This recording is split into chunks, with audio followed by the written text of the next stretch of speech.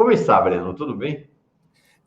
Bom dia, Mauro. Bom dia a todas Bom e todos dia. que nos assistem. Estou bem aqui, fim de ano, né? Fim de ano a gente está cansado. Cansado. A gente está na verdade de se aposentar já, né, Mauro? Nossa, eu acho que nós não vamos ter dessa, não. Você é dezembrino também, né, Breno? Dezembrino. Eu nasci no dia em que morreu Bolívar, 17 de dezembro. É, um dia depois de mim. 16 sou eu. Eu nasci no meio de uma tragédia, né? Eu nasci quando estava pegando fogo o grande circo americano em Niterói. Hum. Mau sinal, né? É um bom sinal, sei lá. É assim que nasce o novo mundo. Legal. Breno, vamos conversar, tem muito assunto para a Aliás, gente. desculpe, quem é Ah, decembrino é a Dilma. A Dilma nasceu dia 15 de dezembro. então, Dilma 15, eu 16, você 17. Estamos bem, cara. Estamos bem acompanhados. Tamo bem. Legal. Deixa eu te perguntar. Pergunta inevitável. Antes só, deixa eu ver aqui que chegaram ao superchat, deixa eu ler e aí a gente já entra para a nossa conversa. Chegaram aqui 2 superchats, a Nádia, a Regina, acho que são esses aqui que chegaram, são novos. A Regina Tuon, grande companheira aqui. Mauro, vou sentir saudades de suas críticas, análise e principalmente de seu compromisso com a verdade. E com os seguidores da Fórum. Obrigado. Nádia Simone Rocha. Mauro, como você disse, tudo é sempre para melhor. Siga seu caminho, que Deus lhe abençoe sempre. Você fará muita falta. Você me ensinou muito nesses 2 anos e meio que acompanha o café. Gratidão, querido. Obrigado, Nádia, de coração. O João Batista Lago. Valeu, Mauro Lopes, por compartilhar nas manhãs a independência crítica incondicional da sua lucidez. Nos novos trechos da sua jornada, ótima caminhada a você e a todos nós. Então, Breno, você é outro que também prima pela independência. Quer dizer, o Graciliano Ramos, na introdução do Memórias do Cárcere, adoro, eu gosto muito de Graciliano, daquele livro. Ele falava assim, liberdade completa ninguém desfruta. Entre a perseguição da Delegacia de Ordem Política e Social e as ordens da gramática, a gente tenta se mexer um pouquinho, pelo menos, né? Então, ninguém tem independência total, somos todos interdependentes, mas buscamos preservar um olhar, né, que mantém esse frescor, você é um desses também. Então, queria ter o olhar, em primeiro lugar, para o grande tema dessas últimas semanas, que é o pacote do Haddad. Olha, como tudo na vida, você pode olhar o meio copo cheio ou o meio copo vazio, né? O que acontece com o pacote? Ele é híbrido. A pressão do mercado financeiro e de um setor do próprio governo era por um pacote muito mais duro. Lembremos que no início dessa discussão, queria-se que nesse pacote de corte de gastos, por exemplo, fossem retirados da Constituição os pisos para saúde e educação. Como sabemos, saúde e educação, na prática, estão fora do arcabouço fiscal, porque a ordem constitucional é que elas, tanto saúde como educação, têm um percentual fixo das chamadas receitas correntes líquidas, 18% e 15% cada um desses itens. Não é? E, portanto, elas sobem acima dos 2,5% que é o teto do arcabouço fiscal. Só para retomar, o arcabouço fiscal determina que o crescimento das despesas em um determinado ano corresponderá a um teto de 70% do crescimento das receitas do ano anterior, limitado a 2,5%. Não adianta a receita crescer 10%, que as despesas no ano seguinte não crescerão 7%. Não é? 70% do crescimento da receita. O limite é 2,5%. De tal maneira que sempre que a receita sobe, uma parte teria que ir para o abatimento da dívida pública. Mas saúde e educação não estavam nessa regra, e a grande pressão do mercado foi para incluí-las, porque a inclusão de saúde e educação nesse teto do arcabouço fiscal representaria um recorte de gastos públicos gigantesco. né? Gigantesco. O ministro da Fazenda, a ministra do Planejamento, acenaram para essa possibilidade de alguma forma, mas, segundo as informações que podemos ter, o presidente Lula botou um pé na porta em relação a isso. E o pacote foi, de certa maneira, desidratado, mas ele alterou a lógica do corte para uma área extremamente sensível, que é o salário mínimo. O salário mínimo, o abono salarial e o BPC. Esses 3 ingredientes que dizem respeito à renda dos setores mais vulneráveis, mais pobres, e que são a base do presidente Lula. O cálculo de atingir salário mínimo, abono salarial e BPC é uma aritmética típica do que antigamente se chamava, nem tão antigamente, dos cabeças de planilha. Né? Se eu tirar um pouquinho de cada um, se são muitos, eu economizo um montão e ninguém sente.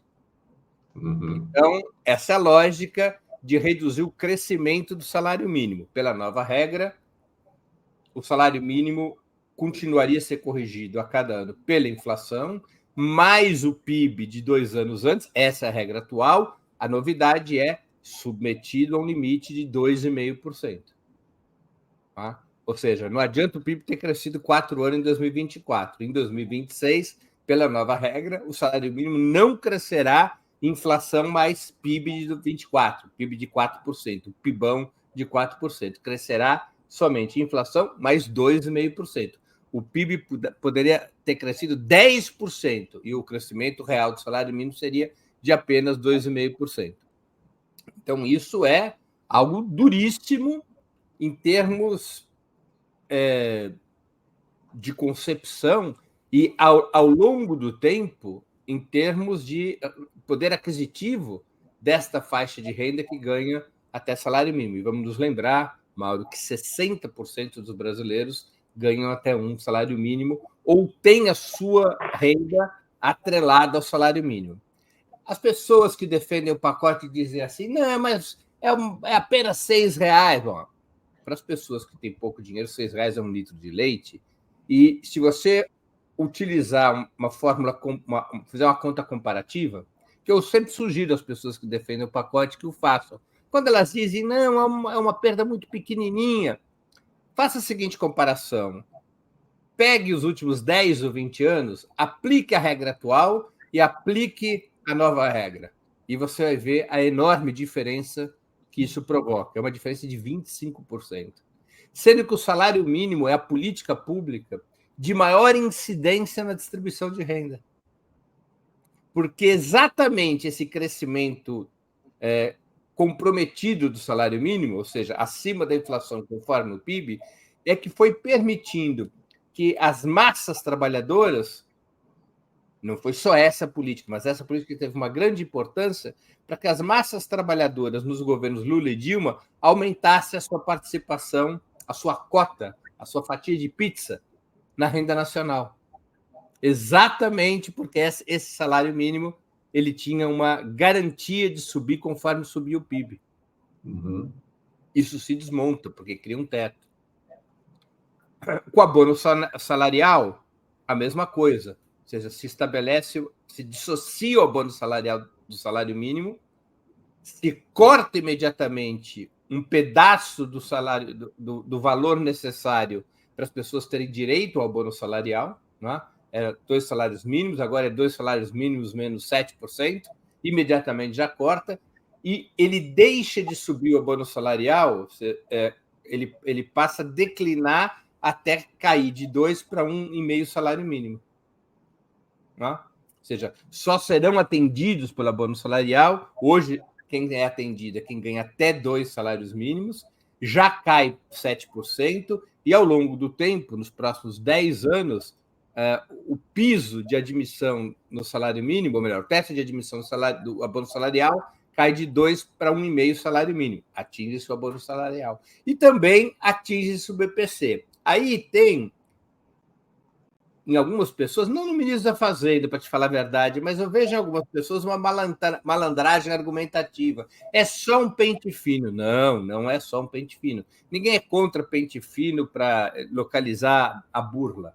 Há uma mudança de regra do BPC, tá?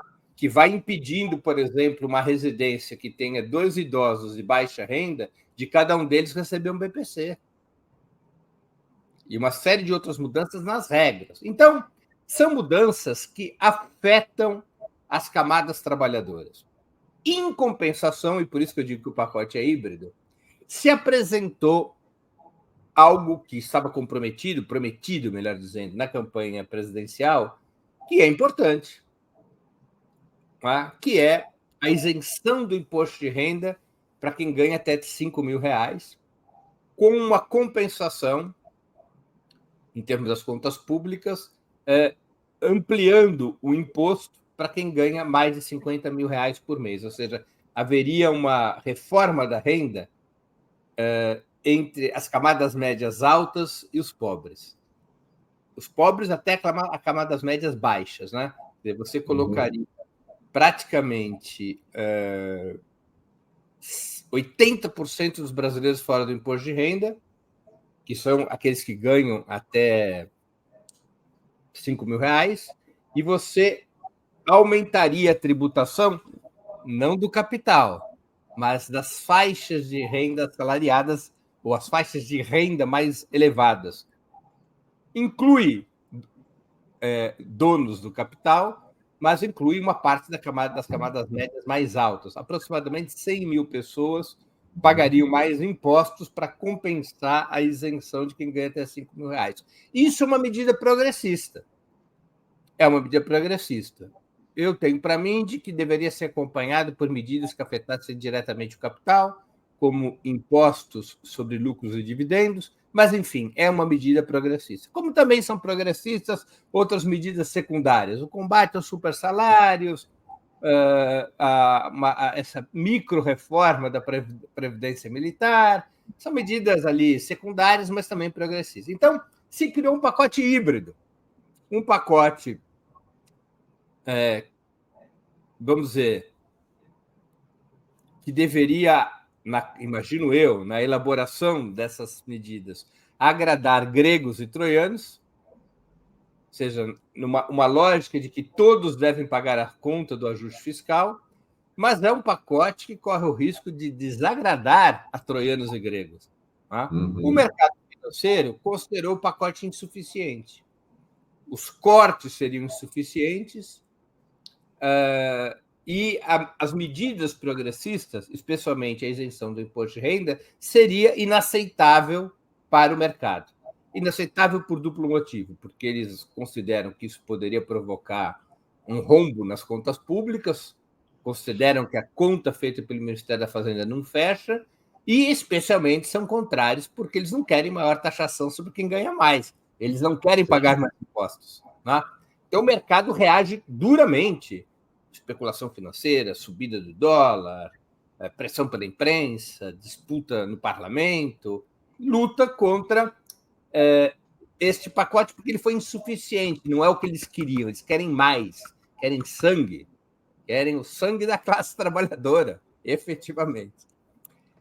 E nos setores progressistas, claro, é evidente, o Partido dos Trabalhadores, outros partidos da base aliada, defendem a isenção do imposto de renda para quem ganha até 5 mil, é uma medida progressista, defendem também essas outras medidas sobre os militares e os supersalários.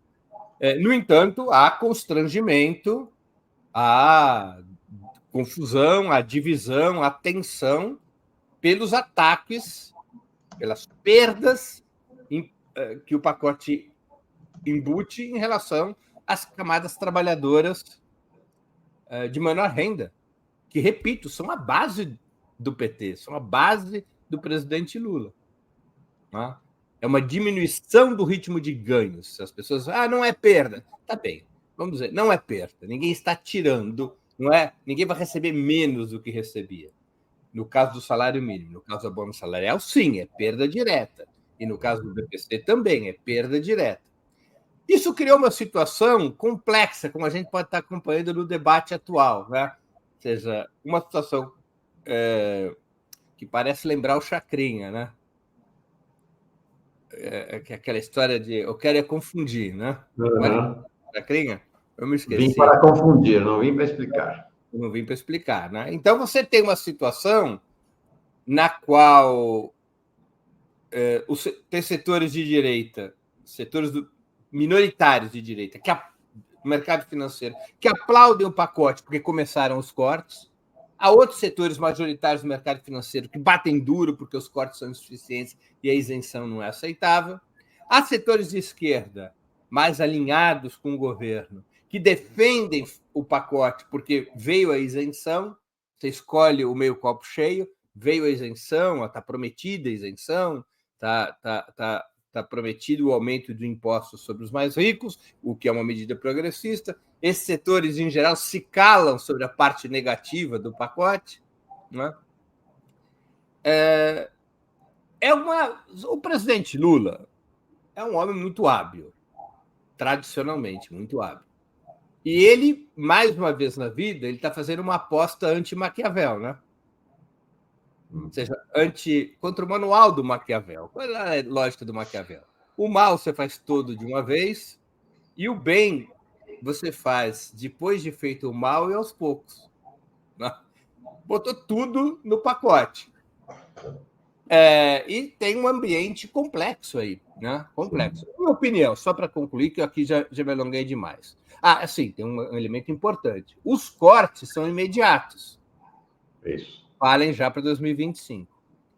E a isenção do imposto de renda, assim como o aumento dos impostos sobre os mais ricos, se aprovado no ano que vem, vale para 2026. Não é um pacote que estabeleceu um condicionante, porque poderia ter sido apresentado da seguinte maneira: olha, vamos fazer um bem bolado. Vocês querem cortes? Ok, nós vamos fazer os cortes. Desde que seja aprovada a isenção do imposto de renda até quem ganha R$5.000.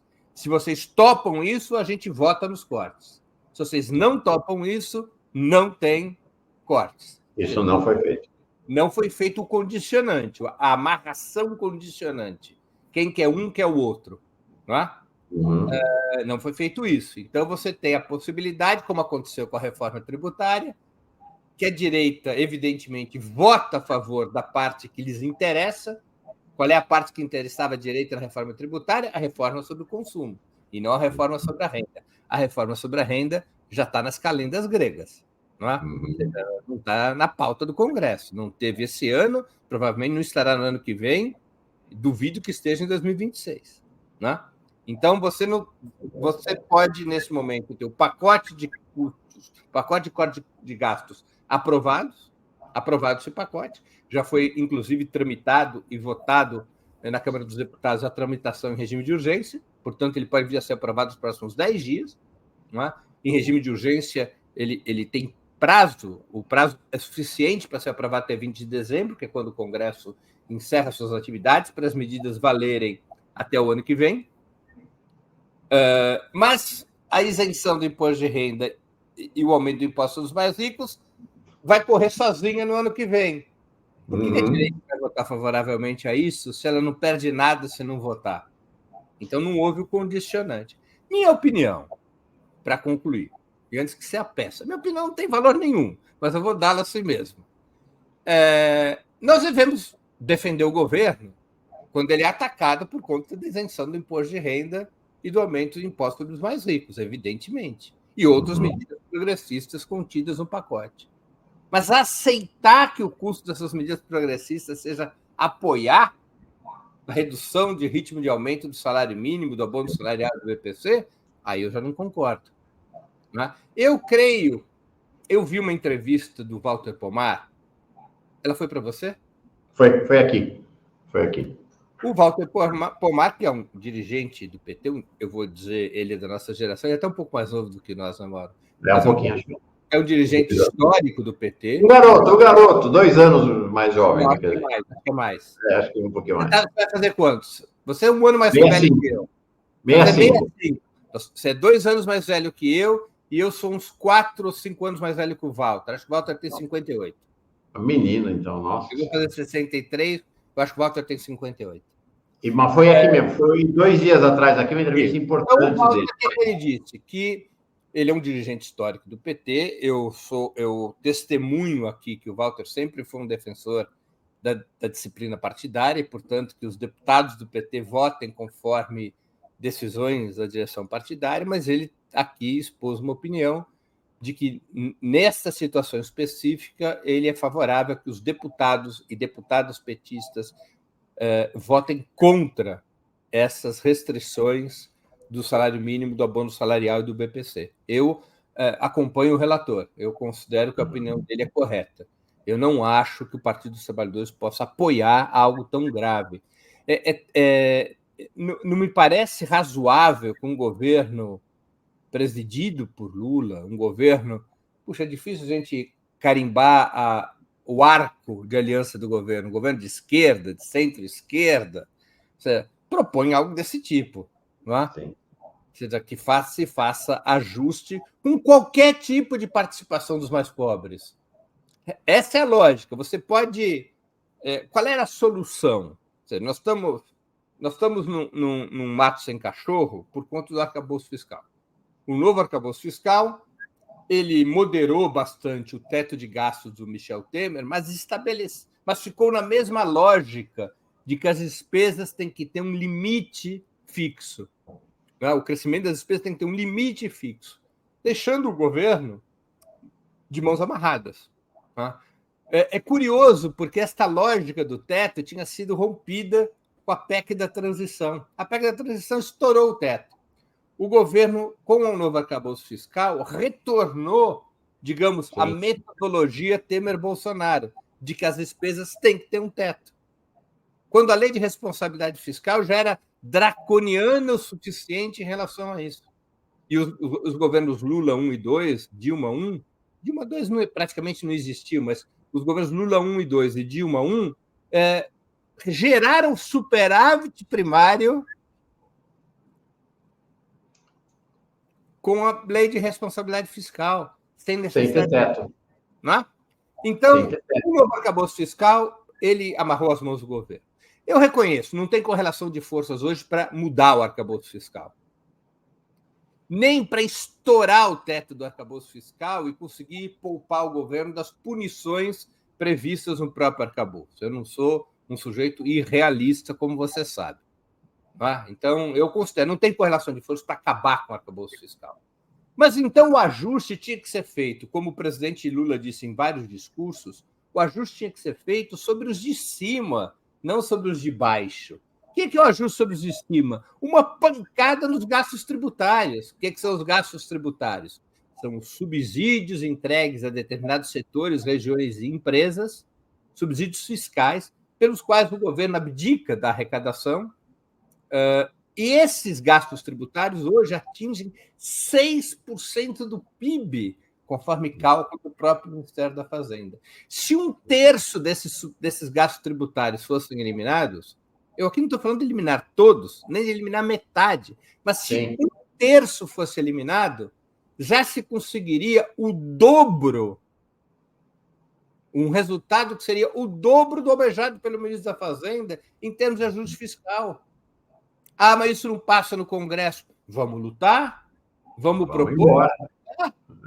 Sejam os ricos que paguem o ajuste. Tem até o slogan pronto. A Secom não precisa pagar nada por isso para mim, não. Está ali. Os ricos que paguem o ajuste. Então, em vez de ter o salário mínimo sozinho, carregando o ônus de 1/3 do ajuste nas costas. Claro. Então, aqui a posição que eu defendo, e que muitos defendem, né? Eu apenas apoio essa posição. É uma posição híbrida, porque o pacote é híbrido. Por que ela é híbrida? Porque parte do pacote tem que ser apoiado mesmo. Isenção para quem ganha até R$5.000, aumento de impostos para os mais ricos, reforma da Previdência dos militares, limitação dos supersalários e outras medidas progressistas que tem no pacote devem ser aprovadas. Devemos lutar a favor dessas medidas, porque elas correm o risco de serem rechaçadas desidratadas ou adiadas a perder de vista no parlamento brasileiro. Sou favorável a uma ampla campanha favorável a essa reforma da renda. Perfeito. Agora, aquelas medidas que atacam o bolso dos trabalhadores mais pobres, elas têm que ser rechaçadas.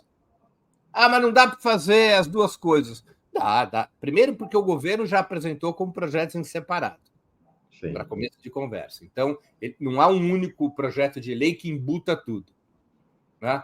Isenção do imposto de renda e aumento do imposto dos mais ricos é um projeto em separado que sequer foi apresentado até agora ao parlamento. Parece que vai ser apresentado nos próximos dias. Eu estava viajando, eu fiquei um pouco desinformado. Não foi. Nem isso, nem o corte dos militares, nenhum dos dois até agora. São projetos em separado. Então, na hora desses projetos, vamos lá votar a favor, vai apoiar, torcer, se mobilizar, aquela coisa toda.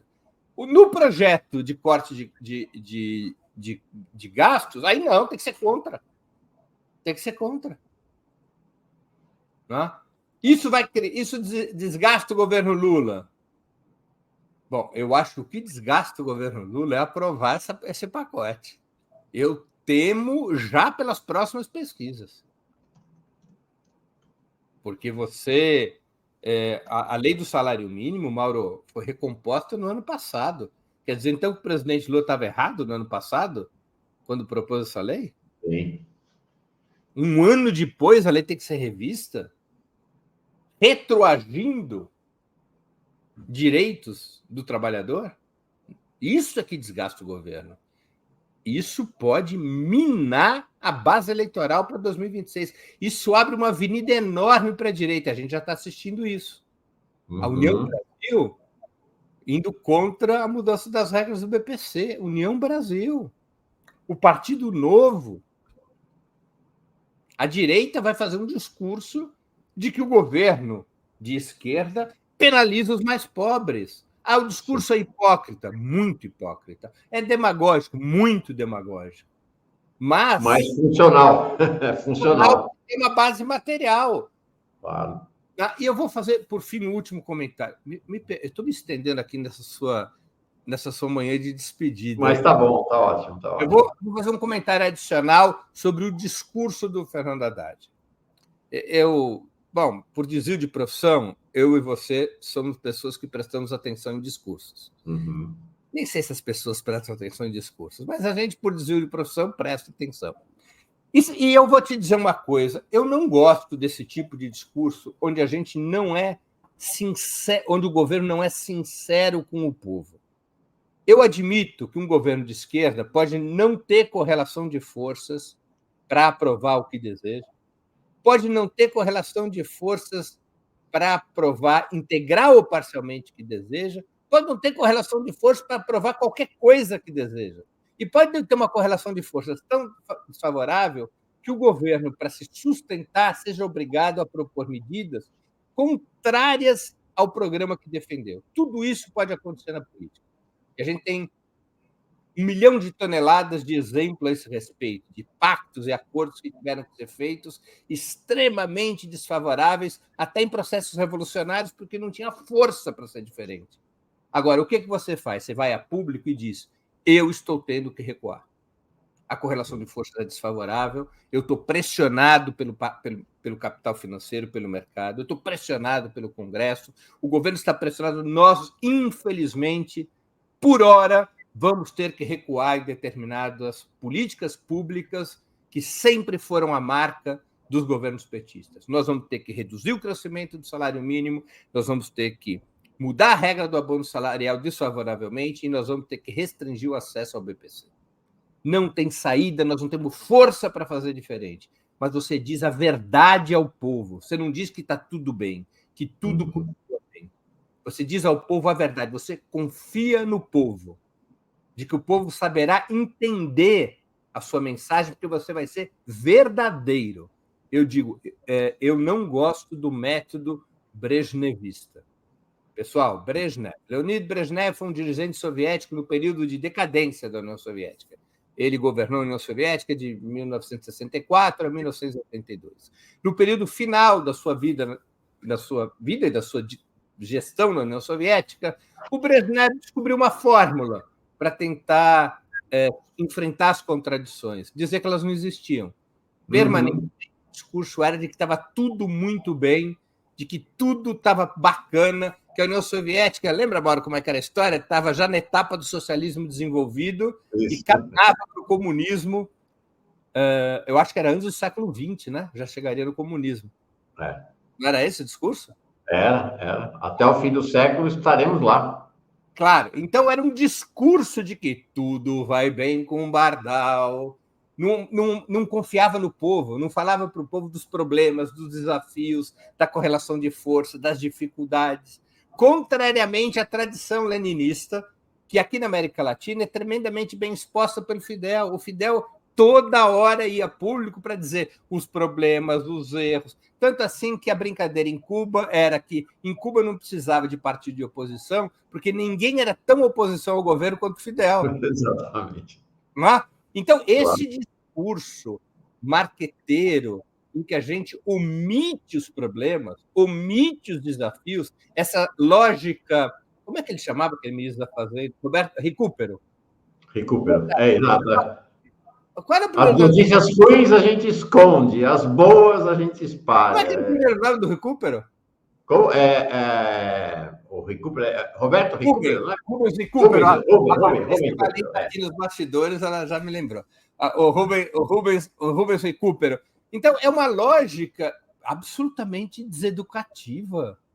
É uma lógica que eu acho desrespeitosa ao povo. Eu não sou maoísta, mas aquela frase do Mao é correta. As lideranças, ele dizia, os comunistas, mas vale para toda a esquerda, tem que confiar no povo. Tem que confiar. Se você não confiar no povo, como é que você constrói força? Então, eu sou contra um discurso que não fala dos problemas, que não explica, que não chama recuo de recuo. Porque tudo bem, se for necessário um recuo, tem que ser feito, mas tem que ser dito ao povo que é um recuo e tem que ser explicado ao povo o porquê do recuo. O povo tem que ser politicamente educado pelo governo. É o seguinte, não temos correlação no parlamento prevalece os interesses do agronegócio e do capital financeiro. Nós estamos numa situação delicada, a pressão do capital financeiro está ameaçando a economia do país. Coloque lá os argumentos, mostre a situação de cerco a que o governo está submetido e explique por que vai ter que recuar em direitos, por que está precisando ganhar tempo. O Lenin já deixou pronta a frase: nós, nesse momento, temos que dar um passo atrás para, em seguida, darmos 2 passos à frente. Embora a frase do Lenin seja oposta, ela é aplicada dessa maneira. O título do livro, como você sabe, é o oposto, né? Uma crítica à ala direita da social-democracia, 2 passos atrás e 1 passo à frente. Ele está fazendo uma ironia com a social-democracia de que ela sempre andava 2 passos atrás e 1 à frente, o que significava que ela recuava permanentemente, né? Então, mas a frase é essa, ou seja, nós estamos tendo que dar 1 passo atrás para depois dar 2 passos à frente. Mas falar a verdade ao povo deveria ser, não é um mantra, deveria ser um dogma de um governo de esquerda. Sempre falar a verdade ao povo. Um dogma. É isso aí. Breno, bem legal, bem legal. Uma última questão, só 2 minutinhos, mas eu não queria deixar de tocar nesse assunto, porque me parece que o passo seguinte, o desdobramento dessa posição, que é uma posição que está levando a uma guerra fratricida no interior da esquerda. Nós estamos assistindo isso nas redes sociais, nos grupos, em que aqueles mais arraigadamente governistas tomam esse discurso do Haddad como se verdade fosse, para fazer o debate no interior da esquerda, né? Então diz que não teve perda nenhuma no salário mínimo. Como é que não teve perda? Que o salário mínimo eu vi até aqui na Fórum, o Guilherme Mello, economista de respeito, mas o Guilherme Mello tentando vender aqui que é melhor para os trabalhadores a nova regra do salário mínimo, porque se um dia o PIB não crescer, tem pelo menos a garantia de inflação mais 0,6%. Negócio que é um pensamento totalmente tortuoso. Mas acho que a repercussão que isso está tendo no PT é muito impactante. E me chamou a atenção. Está tendo o seminário do PT, começou ontem à noite, hoje, amanhã, e sábado tem aqui em Brasília a reunião do Diretório Nacional, e você pega a programação das mesas do PT, e não tem uma mesa sobre economia e política econômica. O assunto vai assim, não precisamos falar, entendeu? Assim, o principal assunto do país, o principal assunto do governo, não entrou no seminário do PT. Achei bem interessante e reveladora, né? Essa decisão. Eu não tenho dúvida, é um problema danado, né? Eu sou um pouco contrário, vou te falar a verdade, Mauro. Eu sou contrário sempre no ambiente da esquerda, essa altura da vida, à discussão escatológica, né? A discussão escatológica é aquela pela qual, ad hominem, a gente ataca os personagens, né? Então, eu vejo coisas que são absurdas, do tipo, Fernando Haddad é um agente dos banqueiros, o Lula é neoliberal. Ou seja, é quando o conceito vira adjetivo, é escatologia. Né? Eu sou contra isso. Por que eu sou contra isso? Porque eu conheço esses personagens, eu conheço o próprio Fernando Haddad, eu até arrisco a dizer que ele é meu amigo pessoal. Não é? E pior que um crime é um erro, eu não estou aqui passando pano, não. Eu estou dizendo, há um erro. Eu acho que o erro é pior que o crime, num certo sentido. Não é? Porque seria fácil, se ele fosse agente do capital financeiro, bastaria a gente estar propondo fora Haddad, né? E está resolvido o problema. Não é isso? Não é disso que se trata. Há um problema de estratégia. Ou seja, o presidente Lula tem uma estratégia. Essa estratégia sempre foi uma estratégia gradualista. Ou seja, uma estratégia de que você vai fazer a transição do neoliberalismo para um capitalismo democrático, porque esse é a perspectiva estratégica desenhada pelo governo Lula é essa. A do PT é mais ampla do que essa. Né? A perspectiva do PT se mantém mesmo formalmente o socialismo, mas a perspectiva, o programa de governo de Lula é uma transição lenta do neoliberalismo a um capitalismo democrático. Vamos aqui sintetizar dessa maneira. E nessa transição, você só deve avançar quando você cria consensos. Se você não tem força para criar consensos, você deve evitar o enfrentamento e recuar até que o consenso se forme e você possa avançar mais um pouquinho. O presidente Lula considera que... 2 passos atrás e 1 na frente. O presidente Lula considera que, por não ter correlação no parlamento e por não ter capacidade de mobilização social, você tem que avançar desse jeito, criando consenso. Se não tem consenso, recua. Não é? Essa estratégia de que você, no qual o seu princípio é avançar evitando o enfrentamento, ela cria um baita problema, que é o que nós estamos assistindo agora. O que a gente faz quando a burguesia está unificada ao redor de uma agenda e disposta a uma ofensiva? Quando é a burguesia que polariza? Quando é a burguesia que ataca? O que você faz numa hora dessas? Você recua em desabalada carreira? Você não prepara o povo para enfrentar essa conjuntura? Você não educa o povo para enfrentar essa conjuntura? E essa estratégia é um baita problema. Ela é a mãe de todos os problemas. Não é o Fernando Haddad, não é uma responsabilidade individual de A, B ou C. Ela é a mãe de todos os problemas. É uma estratégia que, a meu juízo, ela é equivocada. Não adianta substituir o Haddad e colocar Mauro Lopes como ministro da Fazenda, que o problema vai continuar. Que é uma estratégia que ela não percebe que no Brasil, e olha que o PT que dizia isso nos documentos dos anos 80, no Brasil, mesmo quando você faz pequenas reformas que afetam a acumulação do capital, uma acumulação de capital que é baseada na superexploração do trabalho, que é baseada no monopólio da terra, que é baseada na dependência ao capital estrangeiro. Qualquer reforma que você faz que afete minimamente esses pilares gera uma crise política profunda, a luta de classes se agudiza e a burguesia entra em modo golpe de Estado. Isso é inevitável. O gradualismo não resolve isso. Você tem que ter uma outra estratégia que se prepare para o enfrentamento. Né? Então, esse é um grande problema, é um problema estratégico. Claro, eu não vou desconhecer que no interior do PT e do governo, hoje, tem peso correntes que a gente pode chamar de sociais liberais. Né? Ou seja, correntes que acham que não há futuro fora do capitalismo, que não há futuro sequer fora, digamos, das 4 linhas do neoliberalismo, que o único papel que a esquerda pode ter é melhorar o máximo possível a vida dos trabalhadores dentro desse território, não há muito mais o que fazer. Claro que é uma influência ideológica crescente desses setores, mas o problema principal é essa estratégia gradualista, né? Que alguns chamam de conciliação de classes, eu prefiro não adotar esse nome, porque eu acho que ele é pouco preciso em relação ao que propõe o presidente Lula. Que é isso, uma estratégia gradualista que já falhou antes. Falhou em 2016. Quando cai o presidente Dilma Rousseff, ali houve a crise de uma estratégia. E que está sendo reposta em condições ainda piores neste momento internacional e nacional. Legal. Breno Altman, valeu, homem. Muito obrigado. Boa caminhada. Isso não foi nenhuma entrevista, né? Foi um monólogo, não teve graça nenhuma.